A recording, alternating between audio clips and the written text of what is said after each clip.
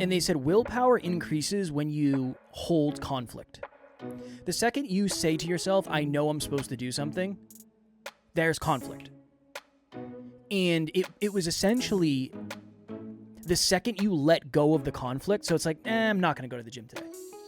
You can't build willpower based on that. He said if you want to go on a hike and you love hiking, it doesn't grow that part. Because it doesn't take that much willpower to do something you want to do.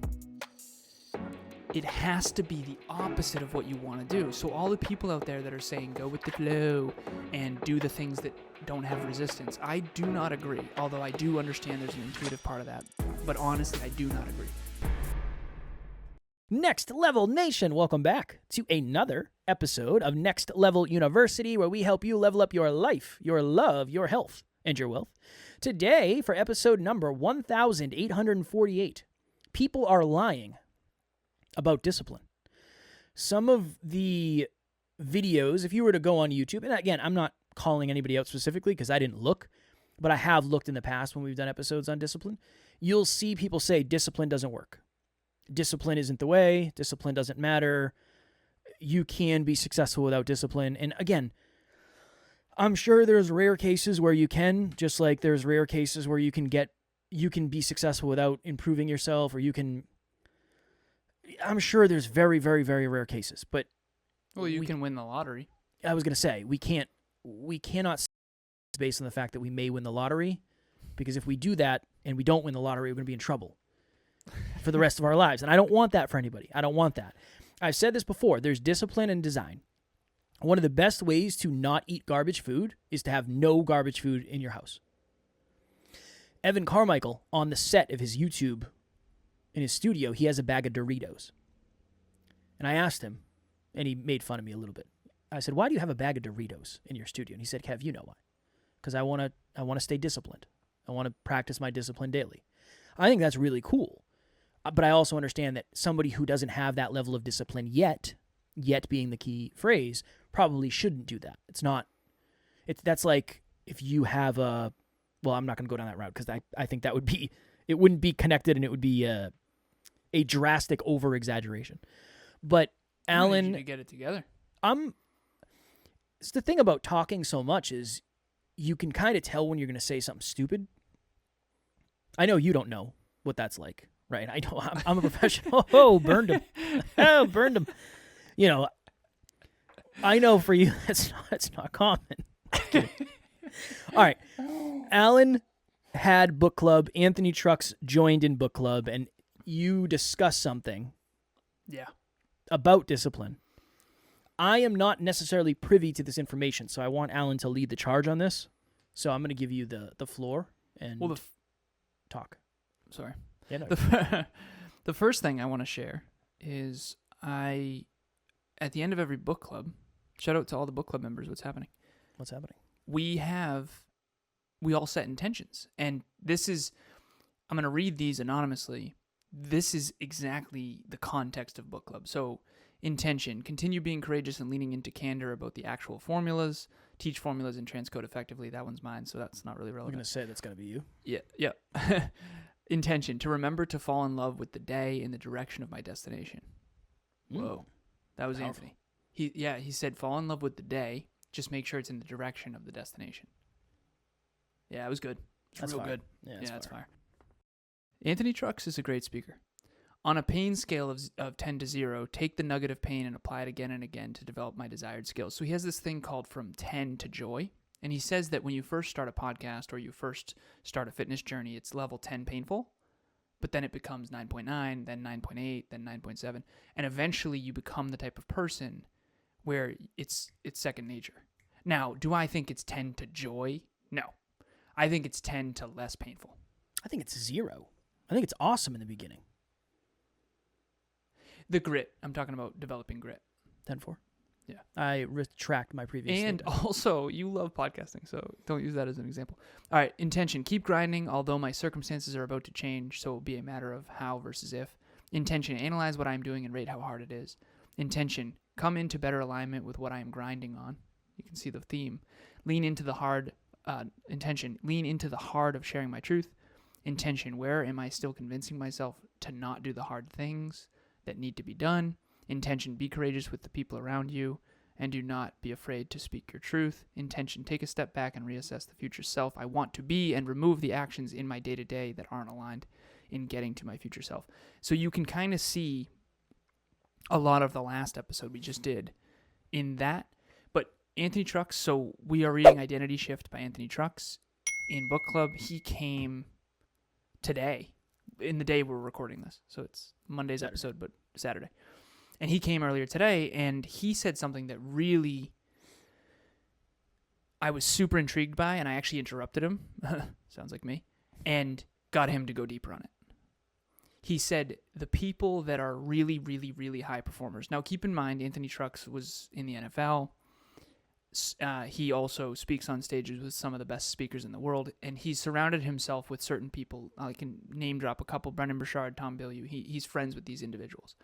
Now, one of the things that I've tried to articulate to people since being in this industry 9 years ago, I kind of started the self-improvement space, is grit is a bigger part of it than people want to believe.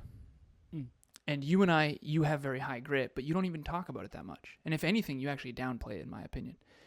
I think most people do. Most people naturally downplay their levels of grit and how necessary that is. So Anthony Trucks, he came on our podcast years ago, and he said, I'm a regular dude. And I said, I got to challenge you on that. You're not going to run into an Anthony Trucks at the supermarket every day. He was in the NFL. He's a world-class speaker. He's speaking at Best Buy next week. He's written books. He's a regular dude in some regards. And I understand why he's saying that. However, he has extraordinary grit. And I've seen him behind the scenes and in front of the scenes, and I've known him for 5 years now. I'm not best friends with the guy, but I know him and I study him as well as his peers. One of the things that he said was there's a part of the brain that they've proven gets bigger in the people who do hard things that they don't want to do. It's called and we looked it up earlier, Kevin and I, the anterior mid-cingulate cortex, AMCC. The anterior mid-cingulate cortex is the part of the brain that grows with willpower. So we say willpower doesn't work, and it doesn't in some ways. So for example, when Kev says discipline and design your life in a way where you minimize the amount of willpower that is constantly drained. The way I see it is you wake up in the morning and you have a bucket of water. And you have a certain sized bucket. So I have a little mug right here. So let's say when you're young and you're 12 years old, you don't have that much willpower. Your executive function isn't great. It's very hard to think into the future and to delay your gratification. 12-year-olds want what they want, and they want it now. Especially Kev. I'm kidding. All right, so this is a mug with a certain amount of water in it. Now imagine I poke a hole in the bottom every time I have food in the house that I want to eat but shouldn't. So Emilia and I, for example, we have food in the house that's junk food. I am not a saint, and I'm not pretending to be, and I don't care what anyone says about it. What I will say is I never have it out in the open. You're never going to catch it out in the open. So I have all kinds of sweets and great snacks that I love. They're all hidden in the cabinets because I fast during the day. I eat in the morning, I eat before my workout, and I eat in the evening. Huge meal in the evening. And I love food, always have, always will. Next Level Nation, what is happening? If you've thought to yourself, I want to try coaching, but you don't really know where to start, group coaching would be a wonderful place for you. That's really why we created it in the first place. We start a new round every 90 days. So if you're hearing this, go to the website, nextleveluniverse.com, and we have the landing page where you can actually hold your spot right now. Even if there's a group going on right now, you can still lock your spot for the next one. The biggest thing that we've seen is as we get closer and closer to the date, unfortunately, some people end up missing. The group fills up and they can't do it, and then they end up regretting that. So please head over to the website. The link will be in the show notes, and we would love to see you there. I do not allow, Emilia and I, do not allow any food out in the open during the day. That's our rule. Because if I walk past a bag of potato chips in the middle of my day, I know myself, and they'll call me, and they'll say, Alan, you love potatoes, man. You're Irish. You love potatoes. You love me. Eat me. Right? And then I will, and then I'll need to nap right in the middle of my day. So my point is you can grow your bucket. You can grow that. So this cup turns into a bucket, and then the bucket turns into a bigger bucket, and then that bucket turns into, eventually you have a freaking Mack truck. Anthony has developed this part of the brain, the anterior mid-cingulate cortex, to an extreme extent, to where he works from 6 a.m. to 2:45 p.m. when his kids get out of school every single day. And I've seen him. He does not miss. He's always there. And the point that we're trying to make on this episode is that you actually can grow this part. And we were talking about it on book club, because I asked him, I said, how do you grow that part though? He said it has to be something that you don't enjoy. He said if you want to go on a hike and you love hiking, it doesn't grow that part, because it doesn't take that much willpower to do something you want to do. Yeah. It has to be the opposite of what you want to do. So all the people out there that are saying go with the flow and do the things that don't have resistance, I do not agree. Although I do understand there's an intuitive part of that, but honestly, I do not agree.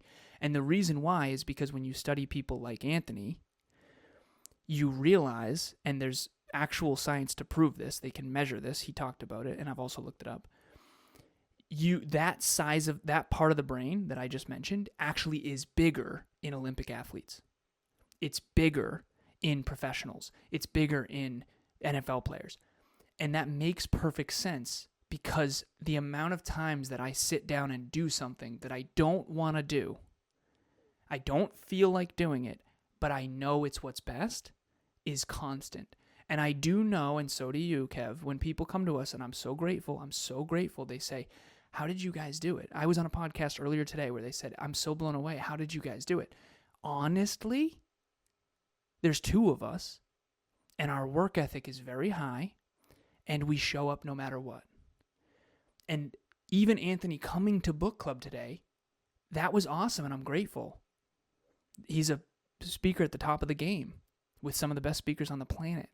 And he comes to book club on a Saturday with me. Why? I did book club for 3 years straight without missing a single Saturday. And that's the part of the equation people aren't telling you. I showed up whether it was 4 people, 14 people, or 24 people. And I'm showing up no matter what, whether Anthony's coming or not. And so that part of the brain, I tried to challenge him on this, but he didn't. He has trouble bragging about himself. I get it.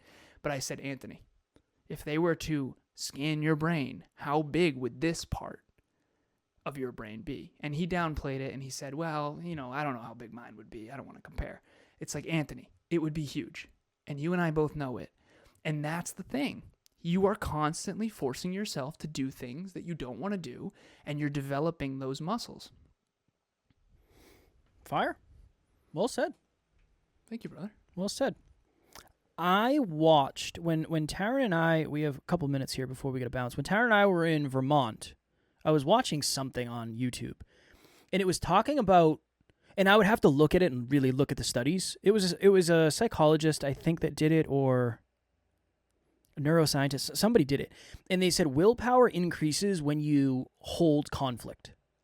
The second you say to yourself, I know I'm supposed to do something, there's conflict.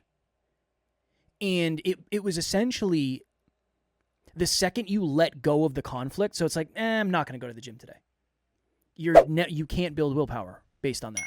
Yeah. Because you knew there was conflict. Even if you say, okay, this is the conversation. Well, I know I should go. Yeah, it's cold out, but it'll be warm in the gym. I'll have a remote starter. I'll start my car. That whole time, I don't think you're getting rid of willpower. I think maybe you're not growing it. But I'll look it up, and maybe we can do an episode on it. I'd want you to look at the science and maybe watch it first. But it was very interesting how the people who do the thing that they know they're supposed to do, even when they don't want to do it, they don't ever let that conflict go. Of, I know I should do this. The second you relegate it and say, well, never mind, I don't care that much, that's when willpower goes out the window. So maybe we'll do an episode on that at some point. It's like...